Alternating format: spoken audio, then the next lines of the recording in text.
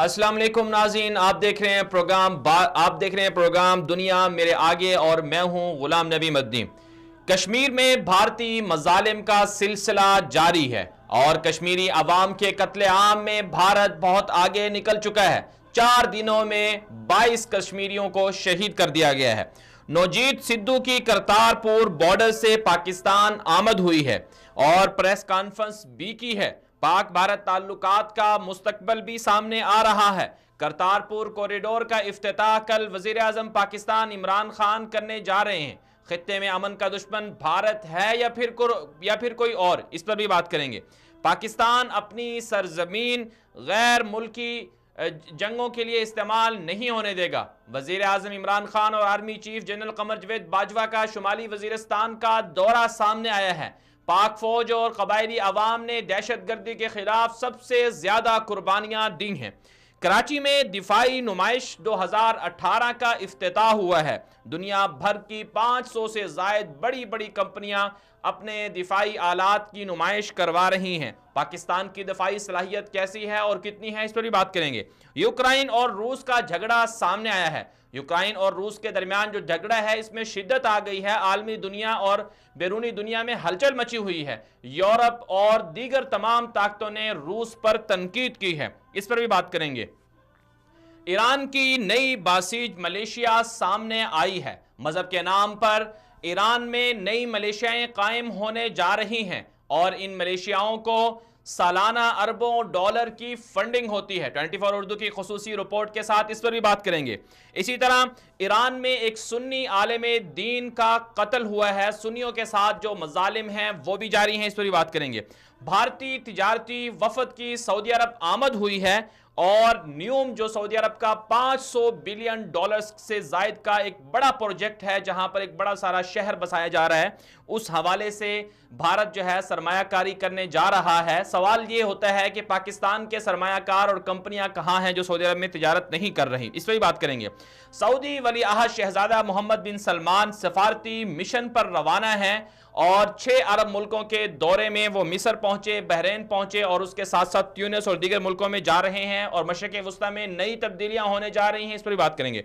और इसी तरह आखिर में शामिल करेंगे रियाद से कि सऊदी अरब के अंदर गैर मुस्लिम जो मुकीम हैं वो 1 महीने के अंदर तकरीबन 370 से जायद जो गैर मुस्लिम हैं वो मुसलमान हुए और किसने मुसलमान किया, कैसे किया, इस पर भी बात करेंगे। अगर बात कर ली जाए भारत में कश्मीरी मजालिम के हवाले से कि किस तरह से कश्मीर के अंदर जो मजालिम जारी हैं और उनका खात्मा कैसे होगा, लेकिन इससे पहले मैं अगर इस स्टोरी की तरफ जाऊं एक मुख्तसर सी इसके बाद हमारे साथ मेहमान भी शामिल होंगे सरदार अतीक साहब, उनसे भी बात करेंगे कि कश्मीर के अंदर भारतीय जो मजालिम हैं वो जारी हैं और ये भारतीय जो मजालिम हैं इनके ये जो सिलसिला है भारतीय बर्बरियत और जुल्म का, इसमें बहुत ज़्यादा शिद्दत आ गई है। कश्मीर के मकबूजा वादी जम्मू कश्मीर के हुर्रियत रहनुमाओं को भी शहीद किया जा रहा है। मीर जफर इससे पहले जो है एक वाक़या सामने आया पिछले हफ्ते, हुर्रियत लीडर थे बहुत बड़े, उनको शहीद किया गया। और इसी तरह जो रवां हफ्ते की रिपोर्ट सामने आई है उसमें यह कहा जा रहा है कि 22 कश्मीरियों को शहीद कर दिया गया है जुमे से लेकर अब तक, यानी 4 दिनों के अंदर 22 कश्मीरियों को शहीद कर दिया गया और 1 माह के अंदर तकरीबन 50 से ज़ायद जो हैं वो कश्मीरी शहीद हो चुके हैं, जिनमें छोटे छोटे बच्चे भी शामिल हैं, नौजवान भी शामिल हैं और ख़वातीन भी शामिल हैं। तो ये सिलसिला जारी है और इस हवाले से कोई पेशरफ्त भी नहीं हो रही है। आलमी दुनिया भी इस हवाले से खामोश है, अक़वाम मुत्तहिदा भी खामोश है और इसी तरह पाकिस्तान की तरफ से मज़म्मत तो की जा रही है, लेकिन पाकिस्तान एक तरफ से सफारती सतह पर भारत के ऊपर अखलाकी तौर पर बरतरी हासिल भी कर चुका है, जिसकी एक बड़ी जो सूरत हाल है, बड़ी जो एक मिसाल है वो सामने आई है करतारपुर कॉरिडोर के हवाले से कि पाकिस्तान ने जो सिख कम्युनिटी है उनके लिए करतारपुर कॉरिडोर खोला और इसी तरह इस वक्त हमारे साथ लाइन पर मौजूद हैं मोहतरम जनाब सरदार अतीक साहब जो साबिक वज़ीर आज़म भी रहे हैं आज़ाद कश्मीर के। अस्सलाम वालेकुम सर, बहुत बहुत शुक्रिया आपने वक्त दिया हमें। वालेकुम अस्सलाम। जी सर, ये फरमाइएगा कि कश्मीर के अंदर भारतीय मजालिम तो जारी हैं, हम देख रहे हैं اور دوسری طرف سے پاکستان کی طرف سے سفارتی حوالے سے بھی پیش رفت ہو رہی ہے، اور جس طرح سے آج نوجیت سدھو جو ہیں وہ آئے اور ان کی جو پریس کانفرنس اور وغیرہ وغیرہ جو ساری چیزیں سامنے آ رہی ہیں، تو آپ کیا سمجھتے ہیں کہ مسئلہ کشمیر کے حوالے سے پاکستان ہمیشہ آواز تو اٹھاتا رہا ہے، لیکن بھارت پھر بھی نہیں سمجھ رہا کہ پاکستان ان کے لیے کیا کچھ کر رہا ہے اور بھارت وہی روایتی ظلم و جبر جاری رکھے ہوئے؟ دیکھیے، یہ جو سکھ یاتریوں کے لیے اور ریلیجس ٹورزم کے لیے راستہ کھولنے کی بات ہے، یہ بہت بڑا اقدام ہے جو حکومت پاکستان کی طرف سے کیا گیا ہے۔ بدقسمتی یہ ہے کہ ہندوستان جو ہے وہ کئی باتیں ایسی ان کے یہاں سے ہوتی ہیں جن کا تعلق داخلی سیاست کو مطمئن کرنے کے لیے ہوتا ہے، اور کئی باتیں اس انداز سے ہوتی ہیں کہ ان کا تعلق عالمی برادری کو مطمئن کرنے سے ہوتا ہے۔ مقبوضہ کشمیر میں ابھی جو ہبا کو پیلٹ کے کرنے لگے ہیں، اس بچی کی عمر 18 مہینے ہے۔ اس سے چند ہفتے پہلے جو بچی مظلوم جو ان کا نشانہ بنی تھی آصفہ، وہ 8 سال کی بچی تھی، لیکن ابھی تازہ جو بچی ان کی زد میں آئی ہے وہ 18 سال کی بچی ہے۔ یہ جو مقبوضہ کشمیر کے مظالم ہیں وہ ہر کوشش کو سبوتاج کرنے کے لیے ہندوستان کی فوج کی طرف سے اور انتہا پسند تحریری درجے کیے جاتے ہیں، جو کسی نہ کسی مرحلے پر سیاسی سطح پر اگر کوئی عمل کام کر رہا ہو تو دیکھ کی طرف باتیں چل رہی ہوں تو مقبوضہ کشمیر میں غیر میں اضافہ ہو جاتا ہے۔ اور خاص طور پر نریندر مودی کے ہندوستان کے وزیر اعظم بننے کے بعد انہوں نے کسی مثبت بات کا مثبت جواب نہیں دیا، کسی اچھی بات کا اچھا جواب نہیں دیا، کسی خیر سگالی کے جذبے کا خیر سگالی سے جواب نہیں دیا۔ اس میں انتخابات قریب آ رہے ہیں، اتحاد میں پوری طرح ہارتے ہوئے دکھتے ہیں، تو وہ ہندوستان کے انتہا پسند طبقے کو راضی رکھنے کے لیے براہ راست پاکستان کا ہاتھ ڈالنا میں مشکل دکھائی دیتا ہے، اس کی سزا بھی وہ پاکستان کو دیتے ہیں۔ اور جو دوسرے موضوع پر جو رازداری منصوبہ ہے، اس سے جو ان کو کبھی کبھی دباؤ محسوس ہوتا ہے، حالانکہ وہ بے جا خرچہ ہے لیکن دباؤ محسوس ہوتا ہے، اس کا انتظام بھی وہ دیہاتی کشمیریوں سے لیتے ہیں۔ تو یہ جو کشمیر کی صورتحال ہے یہ بہت خطرناک حد تک خراب ہوتی جا رہی ہے، لیکن میں سمجھتا ہوں کہ پاکستان کی حکومت نے ساری بات کے باوجود یہ جو کرتارپور کے راستے کا رازداری کا سلسلہ کیا ہے، یہ نظام ہے، بڑا قابل تحسین اقدام ہے، اور اس سے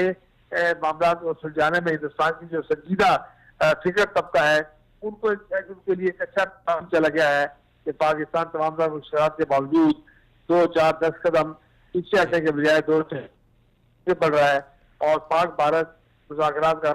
کر رہا ہے، اس لیے کہ ہمارے تمام مسائل کا حل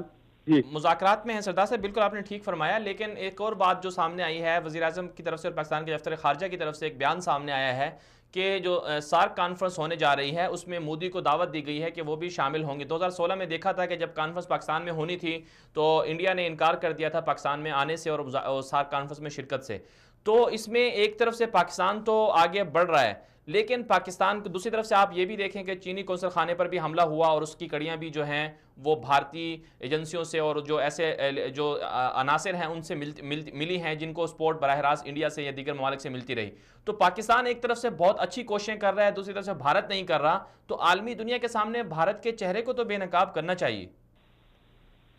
دیکھیے، میں سمجھتا ہوں کہ ہندوستان کا چہرہ تیزی کے ساتھ بے نقاب ہو رہا ہے۔ آپ دیکھیے جو امریکی صدر کو یوم جمہوریہ پر دعوت دی گئی اور آخری وقت انہوں نے انکار کر دیا، تو ظاہر ہے کہ دعوت پہلی بار نہیں دی گئی ہوگی، ساری تیاری کر کے دعوت اس وقت دی جاتی ہے جب ایک رسمی بات رہ جاتی ہے اور انہیں ہاں کرنی ہوتی ہے۔ لیکن ایسے حالات اقوام متحدہ کے انسانی حقوق کمیشن کی رپورٹ آ گئی، ہاؤس آف کامن کی all parties parliamentary group on Kashmir کی رپورٹ آ گئی، تو دنیا میں باقی جو ہیومن رائٹس کے ادارے ان کی رپورٹ سامنے آ گئی، اس سے اندازہ ہوا کہ بالکل ساری بات طے ہونے کے باوجود امریکی صدر پر آخری وقت میں اتنا اندرون سے اخلاقی اور باہر سے اخلاقی اور شرطی ان کا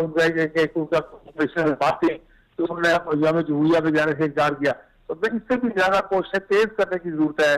ساری دنیا میں جتنے ہمسر ممالک ہیں ان کو یہ بتانے کی ضرورت ہے کہ ہندوستان سارے خطے کے خطرے کا باعث بنتا جا رہا ہے۔ خود ہندوستان کے اندر رہنے والوں کے لیے جو اور جو تجدید کے پہاڑ توڑے جا رہے ہیں اس کی باہری دنیا کو اطلاع نہیں ہے۔ اور مقبوضہ کشمیر سے جو رپورٹ باہر آ رہی ہیں یہ اصل واقعات کا اس لیے شر بھی نہیں ہے، صوبہ حصہ بھی نہیں ہے، اس لیے کہ وہاں میڈیا کمپلیٹلی بلیک آؤٹ ہے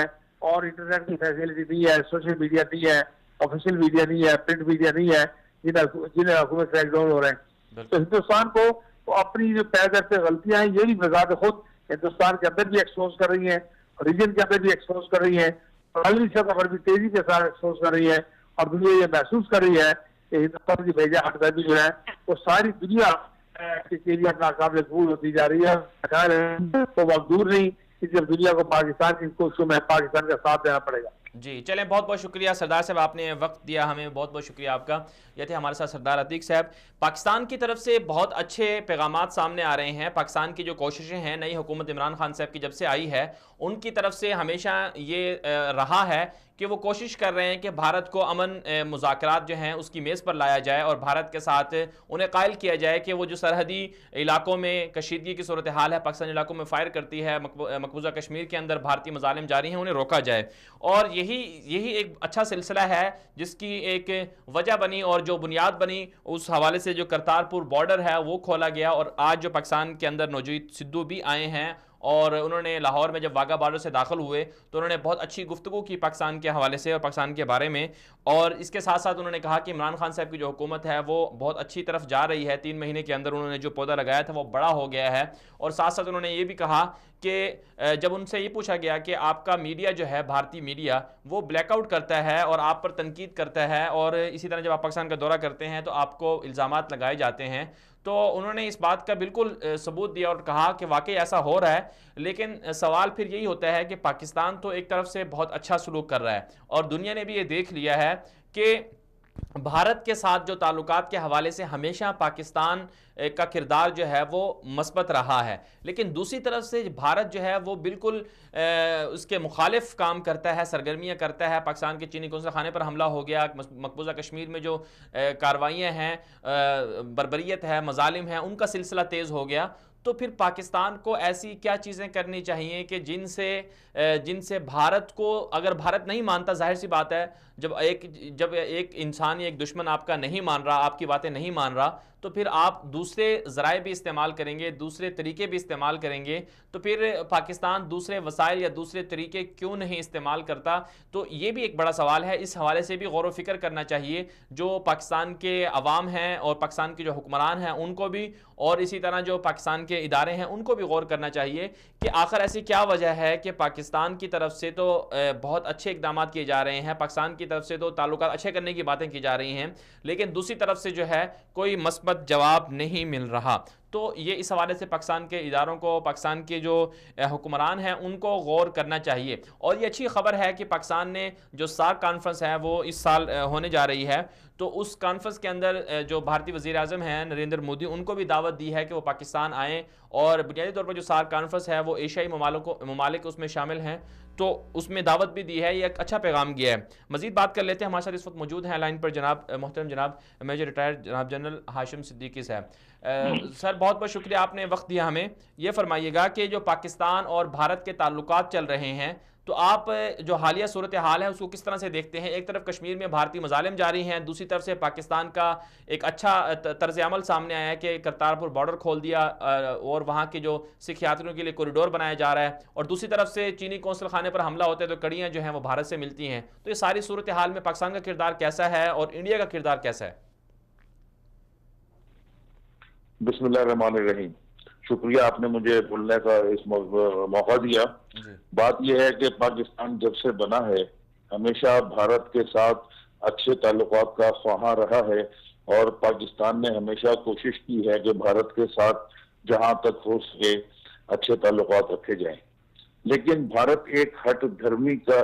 شکار ہے, اور اس نے کبھی بھی کوئی موقع ہاتھ سے نہیں جانے دیا جس میں پاکستان کو وہ کسی نہ کسی طرح سے ڈیمیج نہ کرے. جی. اب موجودہ صورتحال کے اندر ایک طرف کشمیر کے اندر اس نے مسلمانوں پر ظلم و ستم ڈھایا ہوا ہے, انسانی حقوق کی انتہائی درجے کی خلاف ورزیاں ہو رہی ہیں, جس کے اوپر بین الاقوامی میڈیا اس طرح سے متحرک نہیں ہے جس طرح کے ہونا چاہیے. اور اسی طرح جیسے ابھی آپ نے نشاندہی کی کہ جو چائنیز कॉन्सुलेट के ऊपर अटैक हुआ, हमला हुआ, उसकी कड़ियां भी भारत से जाके मिल रही हैं। यानी भारत जो है वो पाकिस्तान को डैमेज करने के लिए, पाक चाइना रिलेशंस को डैमेज करने के लिए, सीपैक को डैमेज करने के लिए, गर्ज ये है कि भारत को कोई ना कोई मौका हाथ लगना चाहिए जिससे वो पाकिस्तान को डैमेज करे, और वो उसके ऊपर कायम दायम है और इंतहाई मुस्तकिल मिजाजी से पाकिस्तान को डैमेज करता चला आ रहा है। मगर हमने एक मुसलमान होने की हैसियत से हमेशा फराग दिली का मुजाहरा किया। ये करतारपुरा खुलने से आप देखेंगे कि सिख जो कि अमेरिका में रहते हैं, वो सिख जो कनाडा में रहते हैं, वो सिख जो दुनिया के किसी भी हिस्से में रहते हैं, खुशी से झूम उठे हैं। और उनके लिए अभी 500 साल तकरीबात भी 1-2 साल के बाद होने वाली हैं इस इलाके में, और ये उनके लिए एक बहुत बड़ा इवेंट होगा। और इसके अंदर जौक सिख बरादरी के लोग आएंगे अपने मजहबी रसूमात अदा करने के लिए। ये एक ऐसा मौका है जो भारत को ये भी पसंद नहीं आया। आप देखिए उनकी जो थी फॉरेन मिनिस्टर साहिबा, वो भी शिरकत से पीछे हट गई। और फिर मजे की बात यह है, पंजाब के जो सिख वजीर आला साहब है वो भी पीछे हट गए। तो मतलब ये जाहिर करता है कि भारत अपनी पुरानी रविश से हटने को तैयार नहीं है। और हमें क्या करना चाहिए, उसी लाइन पे चल रहा है। हमें क्या करना चाहिए? हमें क्या करना चाहिए? यस, ये आपका बड़ा अच्छा क्वेश्चन ये है। एक अच्छा सिचुएशनल लीडर जो होता है, मतलब लीडरशिप की बहुत सी खुसूसियात होती हैं, जिनमें से एक खुसूसियत जो है वो सिचुएशनल लीडरशिप, यानी इस सूरत हाल को आप किस तरह पाकिस्तान के हक में बेहतर कर सकते हैं। बिल्कुल। तो इस लिहाज से पाकिस्तान ने खोलकर, मैं समझता हूँ, अच्छा किया। दुनिया के अंदर, दुनिया में इसका एक अच्छा इमेज जाएगा कि पाकिस्तान में एक फरागदली का और सिखों की मजहबी जो भी है तकद्दुस, उसको बरकरार रखा, उनको एक सहूलत मुहैया की। और इसके साथ साथ पाकिस्तान इस इलाके के अंदर जब सिख आएंगे, बैरूनी मुल्क से आएंगे, तो जाहिर है थोड़ी सी इकोनॉमिक एक्टिविटी भी होगी। बिल्कुल। और जिस तरह हज के ऊपर एक टैक्स लगा हुआ है, अगर हुकूमत पाकिस्तान चाहे वो इसी तरह का टैक्स लगा के हज के पैरेलल $100 पर हेड के हिसाब से अगर टैक्स लगाए, तो इससे हुकूमत को फाइनेंशियल जनरेशन में भी मदद मिलेगी। जी चलें, बहुत बहुत शुक्रिया मेजर साहब, आपने शिरकत की, आपकी बहुत अच्छी गुफ्तगू थी। नाज़रीन किराम, पाकिस्तान की तरफ से ताल्लुकात हमेशा अच्छे चलाने की बातें होती रहती हैं, लेकिन भारत जो है वो हमेशा पीछे हटता है। अब आलमी दुनिया के सामने पाकिस्तान ने भारत को एक्सपोज कर दिया है। अब होना ये चाहिए कि पाकिस्तान इस जो चीज़ है दोनों तरफ से कोशिश जारी रखे, सफारती मिशन भी जारी रखे, और साथ साथ जो भारत का असली चेहरा है वो भी पाकिस्तान को चाहिए कि वो दुनिया को दिखाता रहे कि पाकिस्तान के साथ भारत का रवैया कुलभूषण यादव की सूरत में, और भारत के जो नेटवर्क्स हैं वो ईरान या फिर अफगानिस्तान में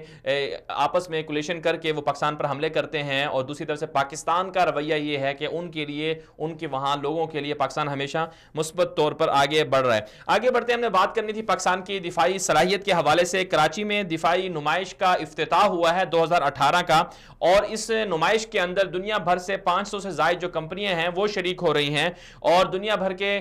तकरीबन 20 के करीब जो ममालिक हैं, इससे भी ज़्यादा जो ममालिक हैं वो भी इसमें शरीक हो रहे हैं, और बराह रास्त जो असलहा है और इसी तरह दफाई आलात हैं उनकी नुमाइश की जा रही है पाकिस्तान के अंदर। और ये एक्सपो सेंटर कराची के अंदर ये नुमाइश जारी है, और इसमें इसका जो इफ्तिताह है वो सदर पाकिस्तान जनाब डॉक्टर आरिफ अलवी ने किया, और उसके साथ साथ उनका ये भी कहना था कि पाकिस्तान जो है दिफाई एतबार से बहुत मजबूत है, और पाकिस्तान ने हमेशा ये कोशिश की है कि वो अपने जो आलात हैं, दिफाई जो साजो सामान है वो अपने दिफा के लिए ही रखे, और किसी ऐसी सरगर्मी में वो इस्तेमाल ना हो जो नहीं होना चाहिए। और ये एक अच्छी पेशरफ्त है। दुनिया के ममालिक के अंदर जो ताकत होती है, ताकत का जो एक पूरा इन्हिसार होता है वो दिफा के ऊपर होता है। जब तक आपका मुल्क उसी वक्त मजबूत होगा जब आपके पास दिफा आपका अच्छा होगा। तो पाकिस्तान की जो पाक फौज है उसके पास दिफाई चीज़ें बहुत ज़्यादा हैं और आलात भी बहुत ज़्यादा हैं। एक अच्छी एक बड़ी बात है ये कि पाकिस्तान जो है इस हवाले से बहुत संजीदा है, और पाकिस्तान जो दुनिया के दीगर ममालिक हैं, बिलखुसूस पड़ोसी ममालिक हैं, उनके साथ भी दिफाई एतबार से ताल्लुकात को मुस्तहकम कर रहा है, मजबूत कर रहा है। تو کراچی کے اندر جو ایکسپو سینٹر کے اندر یہ افتتاح ہوا، یہ بڑا ایک زبردست قسم کی پاکستان کا جو دنیا کے سامنے امیج ہے اس کو سامنے لائے گا، اور ساتھ ساتھ جو ہے اس جو نمائش ہے اس سے یہ بھی واضح ہو جائے گا کہ پاکستان خطے کے اندر بلکہ دنیا کے اندر پاکستان ایک مضبوط ملک ہے اور قابل صلاحیت ملک ہے۔ پاکستان کے جو دفاع ہے وہ بھی مضبوط ہے، مضبوط ہاتھوں میں ہے۔ پاکستان کی جو ایٹمی ٹیکنالوجی ہے اور پاکستان کے پاس جو ایٹمی طاقت ہے وہ بھی مضبوط ہاتھوں میں ہے، اور پاکستان نے جو دہشت گردی کے خلاف جنگ لڑی ہے اس میں بھی پاکستان نے بہت ساری جو قربانیاں ہیں وہ بھی دی ہیں، اور اس کے ساتھ ساتھ جو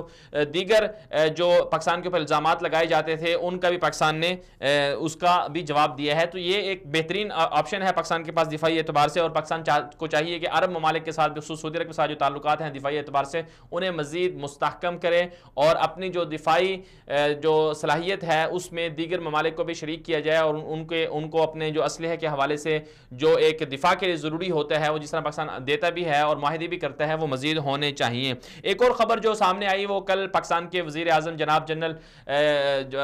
عمران خان صاحب کا دورہ سامنے آیا، اور اس کے ساتھ ساتھ جنرل قمر جاوید باجوہ صاحب نے میران شاہ کا دورہ کیا تھا، اور شمالی وزیرستان کا یہ علاقہ ہے وہاں پر جب دورہ کیا تو قبائلی عوام کے ساتھ اور اسی طرح جو وہاں کے دیگر عمائدین تھے ان کو بھی شریک کیا، اور ایک کانفرنس ہوئی اور اس سے بیان بھی ہوا، اس میں خطاب بھی ہوا وزیر اعظم عمران خان صاحب کا، اور اس میں انہوں نے یہ کہا کہ اب آئندہ کے بعد پاکستان کی سرزمین پر بیرونی جنگ نہیں لڑی جائے گی، اور پاکستان نے دہشت گردی کے خلاف جنگ میں سب سے زیادہ قربانیاں دی ہیں، اور ساتھ ساتھ انہوں نے جو پاکستان کی جو قبائلی عوام ہیں ان کی کارکردگی کو بھی سراہا، اور ان کی جو قربانیاں تھیں ان کو بھی سراہا، اور دنیا کو یہ بات اچھی طرح سے معلوم ہے کہ پاکستان کے جو پاکستان کے جو قبائلی علاقے ہیں وہاں کے عوام نے جو امریکہ اور افغانستان کی جو جنگ تھی، امریکہ نے جو جنگ مسلط کی تھی افغانستان کے اوپر، اس میں سب سے زیادہ جو قربانیاں ہیں وہ پاکستان نے دی ہیں، اور پاکستان کے عوام نے دی ہیں، بالخصوص پاکستان کے قبائلی عوام نے دی ہیں۔ اور یہ ایک اچھا بیان ہے کہ پاکستان، اور اس سے یہ بات بھی ثابت ہوتی ہے، پاکستان کے ادارے بھی یہ بات کہہ چکے ہیں، پاکستان کی فوج بھی یہ بات کہہ چکی ہے کہ یہ جنگ مسلط کی گئی تھی، پاکستان کی اپنی جنگ نہیں تھی، اور آج وزیر اعظم عمران خان صاحب نے بھی اس بات کا اقرار کیا تھا کہ یہ جنگ پاکستان کی نہیں تھی، اور پاکستان آئندہ جو ہے وہ اپنی سرزمین پر کسی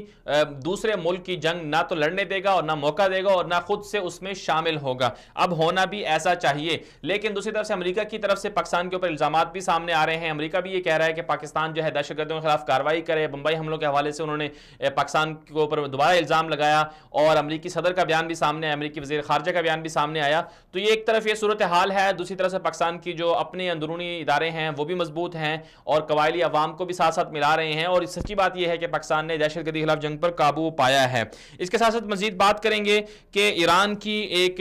نئی جو ہے ملیشیا سامنے آئی ہے، باسیج ملیشیا، اور یہ ایک ایسی ملیشیا ہے جس میں جو اقلیتیں ہیں یا جو دینی مذہب کے نام پر دینی جو ان کی جماعتیں ہیں ان کو متحد کرنے کے حوالے سے کوششیں کی جا رہی ہیں کہ ان کو کہا گیا ہے جو ایران کی جو مذہب کے نام پر جو جن لوگوں کی وہ فوجیں تیار کرتے ہیں ان کو اس ملیشیا کے اندر شامل ہونے کی تربیت کے حوالے سے اور دعوت دی جا رہی ہے کہ وہ تربیت لیں اور اس ملیشیا میں شامل ہوں۔ ایران کی اگر جو ملیشیا ہیں وہ بہت زیادہ ہیں، باسیج ملیشیا یہ بھی بہت پرانی ہے، خمینی کے دور میں بنی تھی، اور اس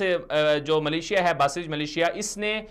جو عراق کے ساتھ جنگ تھی ایران کی اس میں بھی شرکت کی تھی، اور ساتھ ساتھ جو ایک اور بڑی جو صورتحال سامنے آئی ہے، جو بیان سامنے آیا ہے، جو رپورٹ ہے وہ یہ کہتی ہے کہ ایران کی جو یہ باسیج ملیشیا ہے یہ وہاں کی جو اپنی ایرانی عوام ہے اگر کبھی احتجاج کرتی ہے مہنگائی کے خلاف، بے روزگاری کے خلاف، غربت کے خلاف، تو یہ جو باسیج ملیشیا بنائی گئی ہے اس کے جو اہلکار ہیں، جو کارندے ہیں، وہ اپنے ہی ایرانی عوام کو، اپنے ہی مظاہرین کو ان کے خلاف وہ ایکشن کرتے ہیں، ان کو کچلتے ہیں، ان کے احتجاج کو کچلتے ہیں۔ اسی حوالے سے مزید بھی بات کریں گے، لیکن اس سے پہلے کہ ہمارے پاس ایک رپورٹ ہے 24 اردو کے پاس باسیج ملیشیا کے حوالے سے،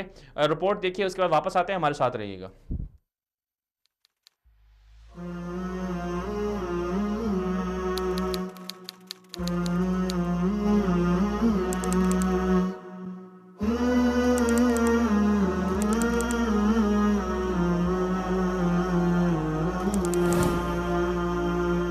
مذہب کے نام پر ایران کی نئی باسیج ملیشیا۔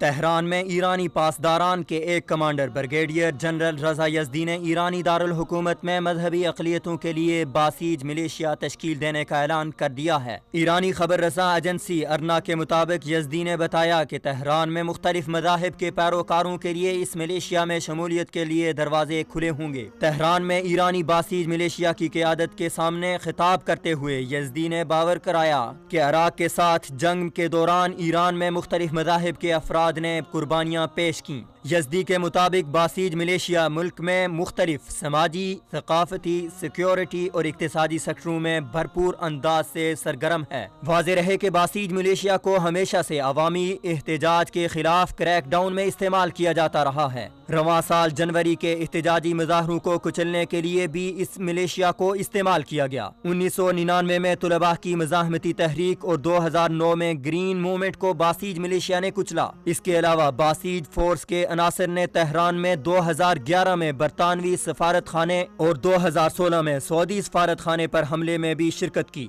باسیج ملیشیا کی تاسیس ایرانی نظام کے پہلے رہبر خمینی کے حکم پر 1979 میں شاہ ایران کا تختہ الٹے جانے کے چند ماہ بعد عمل میں آئی تھی۔ یہ فورس ایرانی پاسداران انقلاب کی نگرانی میں کام کرتی ہے۔ امریکی وزارت خزانہ نے اکتوبر میں باسیج فورس پر وسیع پیمانے پر پابندیاں عائد کی تھیں۔ وزارت خزانہ کے بیان کے مطابق باسیج پر پابندیوں کی وجہ اس کی جانب سے بچوں کی بھرتی اور ان کو جنگوں کے لیے شام اور دیگر ملکوں میں لڑائی کے محاذوں پر بھیجنا ہے۔ باسیج فورس ایران میں افغان مہاجرین کو فاطمیون بریگیڈ میں بھرتی کرتی ہے، جن میں 14 سال سے کم عمر بچے بھی شامل ہیں۔ اسی طرح پاکستانی شہریوں کو زینبیون بریگیڈ میں بھرتی کیا جاتا ہے۔ یہ دونوں بریگیڈز ایرانی پاسداران انقلاب کے حکم پر شام میں لڑائی میں شریک ہیں۔ شام، عراق، یمن، لبنان، افغانستان اور پاکستان سمیت کئی ممالک میں باسیج ملیشیا ایرانی پاسداران انقلاب کے ساتھ مل کر شدت پسند اور دہشت گردانہ کارروائیاں کرتی ہے۔ ویلکم بیک ناظرین، آپ نے رپورٹ ملاحظہ کی کہ کس طرح سے ایران کی نئی ملیشیا باسیج ملیشیا کے حوالے سے کہ وہ پاکستان سے بھی اور افغانستان سے بھی ایسے اہلکاروں کو، ایسے لوگوں کو، ایسے نوجوانوں کو بھرتی کرتی ہے پیسے دے کر، لالچ دے کر، کہ جنہیں مذہب کے نام پر تربیت دی جاتی ہے، ان کا ذہن سازی کی جاتی ہے، پھر انہیں یا تو جو جہاں جہاں ایران کی مداخلت ہے، شام کے اندر، عراق کے اندر، یمن کے اندر، لبنان کے اندر اور اسی طرح افغانستان کے اندر یا پھر پاکستان کے اندر، جہاں جہاں ایرانی اہداف ہیں ان کے لیے اس ملیشیا کو استعمال کیا جاتا ہے۔ اور رپورٹ یہ بتاتی ہیں کہ ایران کے پاس درجنوں جو ہیں وہ ملیشیائیں ہیں، جو بڑی بڑی ملیشیائیں ہیں، وہ انہیں کنٹرول کرتی ہیں۔ مثلا پاسداران انقلاب ایک بڑی ملیشیا ہے، اور اس کے ساتھ ساتھ باسیج ہے، اور حشد الشعبی۔ مختلف ممالک میں مختلف نام ہیں۔ پاکستان کے اندر بھی جو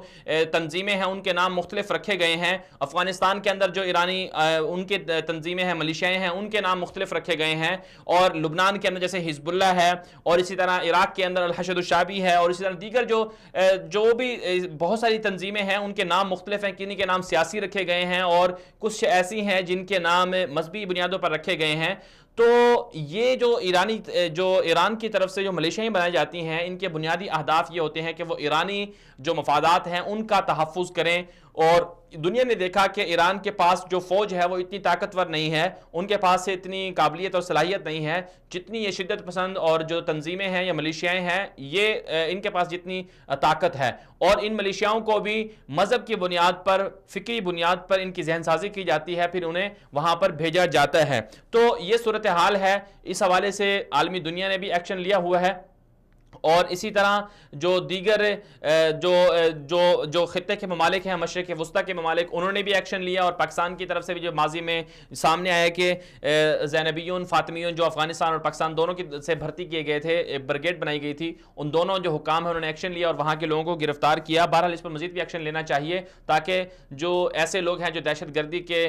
طور پر استعمال ہوتے ہیں ان کا روک تھام ہو سکے۔ آگے بڑھتے ہیں، بات کرنی تھی کہ یوکرائن اور روس کے درمیان جھگڑا سامنے آیا ہے، تنازع ہوا ہے۔ روس نے ایک دن پہلے جو یوکرائن ہے، جو ان کے بالکل پڑوسی ملک ہے، اس کے 3 بحری جہازوں پر قبضہ کر لیا تھا، اور یہ جو 3 بحری جہاز تھے وہ سمندر میں وہاں پر موجود تھے، اور روس کا یہ دعویٰ ہے کہ ان 3 بحری جہازوں سے روسی جو جہاز تھے ان پر فائرنگ ہوئی ہے، جس کے بعد انہوں نے قبضے میں لیا ہے۔ 22 کے قریب جو اہلکار ہیں وہ بھی ابھی تک اس جہاز جو یوکرائن کے جو جہاز تھے ان کے اندر شامل تھے، وہ بھی روس کے قبضے میں ہیں۔ اب اس کے بعد صورتحال یہ ہو گئی ہے کہ یوکرائن کے صدر نے مارشل لا کا اعلان کر دیا ہے اور ملک میں ایمرجنسی نافذ کر دی گئی ہے، اور ایمرجنسی صورتحال پر روس نے بھی تشویش کا اظہار کیا ہے، اور روسی صدر پیوٹن نے بھی فون کیا ہے، جو جرمنی کی جو انجیلا مرکل ہیں ان سے رابطہ بھی کیا ہے، اور انہوں نے بھی کہا ہے کہ صورتحال کو مارشل لا نہیں لگانا چاہیے۔ ایک بات یہاں پر ذہن رکھنی چاہیے، اور اس کے ساتھ ساتھ جو نیٹو کے سربراہ ہیں ان کا بھی بیان سامنے آیا ہے، انہوں نے بھی یہ کہا ہے کہ یہ جو روس ہے یہ ان کا غلط اقدام ہے، انہیں ایسا نہیں کرنا چاہیے۔ تو لیکن دوسری طرف سے یورپ بھی خائف ہے، امریکہ کی طرف سے بھی اس پر مذمت کی جا رہی ہے، فرانس اور دیگر ممالک بھی اس پر شدید ناراض ہیں کہ روس نے ایسا کیوں کیا۔ بنیادی طور پر جو اختلاف ہے وہ بہت پہلے کا ہے۔ روس نے 1945 کے اندر جب دوسری جنگ ختم ہوئی تھی تو اس وقت جو مشرقی یورپ کے علاقے تھے بہت سارے ممالک جو ہیں روس نے ان پر قبضہ کر لیا تھا، اور بعد میں بھی روسی جو اثر و رسوخ ہے وہ یورپ کے اندر بہت زیادہ رہا، اور یورپ جرمنی تک پہنچ گیا، اور جو ہٹلر تھے جو بنیادی طور پر پولینڈ کے ساتھ جو لڑائی ہوئی تھی جرمنی کا اور پولینڈ کا جو مسئلہ ہوا تھا، اس کے بعد پھر ہٹلر کا کردار سامنے آیا تھا۔ پھر ہٹلر نے جب روس نے جرمنی کے علاقے اور اس کے ماتحت جو دیگر ممالک تھے جب ان پر قبضہ کیا تو ہٹلر نے خودکشی کر لی تھی، یہ ماضی کا ایک حصہ ہے۔ اور پھر اس پر جب بش کے دور میں ایک تقریب بھی ہوئی اسی جنگ کے حوالے سے، تو اس وقت بھی انہوں نے روس کو الزام دیا کہ آپ لوگوں کی تاریخ ہے وہ ایسی ہے، اور اب بھی صورتحال یہ ہے کہ سوویت یونین کا جو وہ ایک خواب تھا کہ ہم دنیا پر قبضہ کریں، سارے ممالک ہمارے ماتحت ہوں، اب بھی وہی صورتحال چل رہی ہے، اور برطانیہ جیسا ملک جو ایک وقت میں بہت طاقتور ہوا کرتا تھا وہ بھی بڑا خوف کھا رہا ہے روس سے، اور امریکہ کے اندر بھی روس کی مداخلت کے جو ثبوت ہیں وہ بھی سامنے آئے ہیں، اور امریکہ کے اندر ایک ایسا شخص ہے جسے آج 2 سال کے لیے جیل بھیجا گیا ہے، جس نے ٹرمپ کی جو ہے وہ کمپین چلائی تھی الیکشن کی، اور اس کے اوپر الزام ثابت ہوا ہے کہ انہوں نے روس سے جو ہے وہ معاونت لی تھی اور پھر ٹرمپ کو الیکشن جتوایا تھا۔ تو یہ صورتحال دنیا کے سامنے آ رہی ہے کہ روس اب دوبارہ سے اپنا وہی کھویا ہوا جو اس کا کردار تھا، ماضی کی جو صورتحال تھی، ماضی میں جس طرح کے روس تھا، اب ویسے کا ویسے اپنی صورتحال بحال کرتا ہوا نظر آ رہا ہے۔ دوسری طرف سے یورپی جو ممالک ہیں وہ ٹوٹ پھوٹ کا شکار ہیں، انتشار کا شکار ہیں۔ یورپین یونین جو ہے اس سے برطانیہ نکل چکا ہے، اسپین بھی علیحدہ ہونے کی کوشش کر رہا ہے، اور یونان کا بھی مسئلہ اڑا ہوا ہے۔ تو یورپ ایک طرف اپنی جو اس کی طاقت تھی وہ کھوتا جا رہا ہے، اور دوسری طرف سے روس جو ہے وہ آگے بڑھ رہا ہے۔ یہ دنیا کی ایک صورتحال ہے جو دنیا کا آج کس کے پاس طاقت ہے کل وہی طاقت اس کے پاس نہیں ہوگی، یہ تو وقت ہی بتاتا رہتا ہے۔ بہرحال آگے بڑھیں گے۔ ایک اور بات ایک اور جو سٹوری ہے وہ ہمارے پاس ہے۔ بھارتی وفد، سرمایہ کاری کا جو وفد ہے اس نے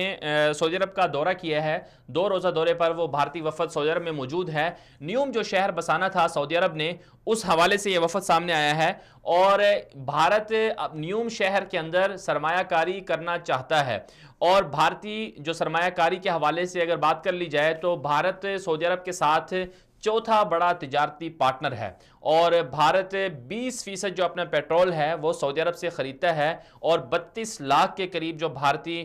مقیم ہیں، شہری ہیں، 32 لاکھ سے بلکہ زیادہ ہیں، وہ سعودی عرب میں موجود ہیں، اور بڑے کچھ ایسے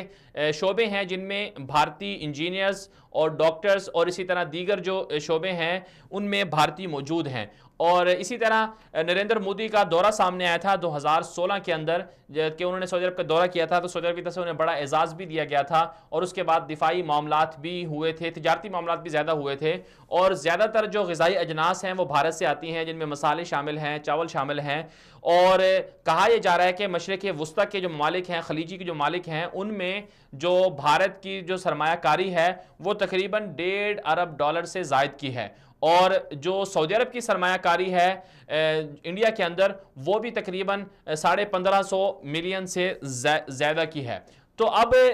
جو 500 سے زیادہ کمپنیوں کو لائسنس بھی بھارت کی طرف سے جاری کیا گیا، سعودی عرب کی طرف سے جاری کیا گیا ہے سرمایہ کاری کے حوالے سے۔ نیوم شہر جو بڑا پروجیکٹ ہے سعودی عرب کے اندر، تقریباً 500 بلین سے زائد کا جو ہے یہ پروجیکٹ ہے، اور اس کی تیاری کے لیے دنیا کے مختلف ممالک، بڑی بڑی کمپنیاں جو ہیں وہ اس میں انویسٹمنٹ کر رہی ہیں، سرمایہ کاری کر رہی ہیں، بھارتی کمپنیاں بھی ادھر آ رہی ہیں۔ سوال یہ پیدا ہوتا ہے کہ پاکستان سعودی عرب کا بہت اچھا دوست ہے اور سعودی عرب کے ساتھ پاکستان کے تعلقات بھی بہت زیادہ اچھے ہیں، لیکن دوسری طرف پاکستان کے سرمایہ کار یا پاکستان کی جو تجارتی برادری ہے وہ سعودی عرب کے ساتھ تجارت کو کیوں زیادہ بڑھا نہیں رہی؟ جو چاول انڈیا سے آتا ہے وہی چاول پاکستان سے بھی آ سکتا ہے، جو سبزیاں جو مسالے انڈیا سے آتے ہیں وہی سبزیاں وہی مسالے وہ پاکستان سے بھی آ سکتے ہیں، آ رہی ہیں سبزیاں اور فروٹس پاکستان سے آتے ہیں، لیکن بہت کم تعداد میں وہاں پر ایکسپورٹ ہوتی ہیں سعودی عرب میں۔ تو یہ ایک بڑا سوال ہے پاکستان کے نئے وزیر اعظم عمران خان صاحب کے لیے بھی، کہ وہ ایک طرف سعودی عرب کے دورے بھی کر رہے ہیں، سعودی عرب سے تعلقات بھی بڑھا رہے ہیں، لیکن ساتھ ساتھ جو ہے وہ جس طرح سے پیش رفت ہونی چاہیے تھی، جس طرح سے تجارتی تعلقات کو آگے بڑھانا چاہیے تھا، اس میں تاحال کوئی زیادہ پیش رفت نہیں ہو رہی، جلدی سے پیش رفت نہیں ہو رہی۔ اور ہونا یہ چاہیے کہ انڈیا جو ہے وہ کوشش کر رہا ہے کہ پاکستان کے جو عرب ممالک دوست ہیں ان کی جگہ لے لے، ان کو پاکستان سے دور کر دے۔ تو پاکستان کو اس حوالے سے غور و فکر کرنا چاہیے۔ ایک اور خبر جو ہمارے ساتھ ہے وہ سعودی ولی عہد شہزادہ محمد بن سلمان کا دورہ سامنے آیا ہے۔ مشرق وسطیٰ کے وہ مختلف ممالک کے دورے پر ہیں۔ پہلے مرحلے میں وہ دبئی گئے تھے، متحدہ عرب امارات رہے، وہاں پر 2 روزہ ان کا دورہ رہا، اور اس کے بعد پھر وہ بحرین گئے۔ بحرین میں کے جو انتظامیہ ہے، وہاں کے جو وہاں کے خلیفہ ہیں، ان سے بھی انہوں نے ملاقات کی، اور اس کے بعد پھر وہ مصر پہنچے، صدر سیسی سے بھی ملاقات کی، اور پھر دیگر مراحل میں عرب ملکوں کے 6 دورے کر رہے ہیں۔ اور یہ سفارتی مشن ہے محمد بن سلمان کا، اور اس مشن کی جو پیچھے جو اہداف ہیں وہ یہ بتائے جا رہے ہیں کہ سعودی مشرق وسطیٰ کے اندر استحکام کے حوالے سے بات چیت ہو رہی ہے کہ مشرق وسطیٰ کے اندر قیام امن کیسا ہو، اور بالخصوص جب سعودی عرب کے اوپر پریشر ہے تو اس عالمی پریشر کو بھی دور کرنے کے حوالے سے، اور ساتھ ساتھ جو یمن کا مسئلہ ہے، یمن جنگ ختم بھی ہونے جا رہی ہے، اس حوالے سے عرب ملکوں کو قائل کیا جا رہا ہے، اور مشرق وسطیٰ اب مضبوط اور مستحکم ہو جائے گا، یہ باتیں کی جا رہی ہیں۔ اور یہ بہت اچھی بات ہے، ہونا بھی چاہیے کہ چاہے سعودی عرب ہو، چاہے دبئی ہو، یا کوئی دیگر ممالک ہوں، تمام ممالک کو مل کر بات چیت کرنی چاہیے، اور جو بیرونی طاقتیں ہیں مشرق وسطیٰ کے اندر سرگرم ہیں، وہ عراق میں، لبنان میں، شام میں، یمن میں، ان کو نکالنا چاہیے۔ بہرحال یہ دورہ ہے۔ اسی طرح ایک اور خبر جو ہمارے سامنے آئی ہے وہ یہ ہے، سعودی عرب ہی سے ہے، کہ ایک ماہ کے اندر 370 جو ہیں غیر مسلم انہوں نے کلمہ پڑھ لیا ہے، وہ مسلمان ہو گئے ہیں۔ اور یہ کارنامہ سامنے آیا ہے سعودی عرب کے اندر جو دعویٰ سنٹرز قائم کیے گئے ہیں، جو دعوتی جو مراکز ہیں، ان کی طرف سے یہ خبر سامنے آئی ہے، اور سعودی عرب کی جو وزارت اسلامی ہے ان کی طرف سے یہ مراکز قائم کیے گئے ہیں، اور ان کی دعوت سے تقریباً 350 سے زائد جو ہیں وہ غیر مسلمان ہو گئے ہیں۔ سعودی عرب کے اندر بہت بڑی تعداد ہے جو غیر مسلموں کی ہے، وہاں پر مقیم ہیں، اور پھر ان کو دعوت دی جاتی ہے، باقاعدہ مراکز قائم کیے گئے ہیں۔ یہ ایک بڑی اچھی خبر ہے اور جسے سراہنا چاہیے۔ اور اسی طرح پاکستان سے جو لوگ یہاں پر بستے ہیں، اور بالخصوص زیادہ تر لوگ بنگلہ دیش کے ہیں، یا پھر انڈیا سے بھی غیر مسلم بہت زیادہ سعودی عرب میں موجود ہیں، جو ہندو ہوتے ہیں، غیر مسلم ہیں، اور دیگر ممالک سے بھی ہیں، نیپال وغیرہ سے۔ تو ان لوگوں کو دعوت دینا، اسلام کی تعلیمات سے آگاہی دینا، یہ مراکز جو سعودی عرب کی طرف سے قائم ہوتے ہیں ان کی طرف سے یہ چیزیں ہوتی ہیں، اور انہوں نے اچھا یہ کارنامہ دیا کہ ایک مہینے کے اندر تقریباً 350 سے زائد جو ہیں غیر مسلمان ہو گئے۔ تو بہرحال یہ آج کی اہم خبریں تھیں۔ دنیا میرے آگے کے ساتھ ہمارا روزانہ کا جو پروگرام ہوتا ہے، اس میں ہم دنیا بھر سے جو اہم خبریں ہوتی ہیں، اہم سٹوریز ہوتی ہیں، اور عالمی میڈیا میں کیا کچھ ہو رہا ہے، کیا کچھ چھپ رہا ہے، اس حوالے سے ہم اپنے پروگرام میں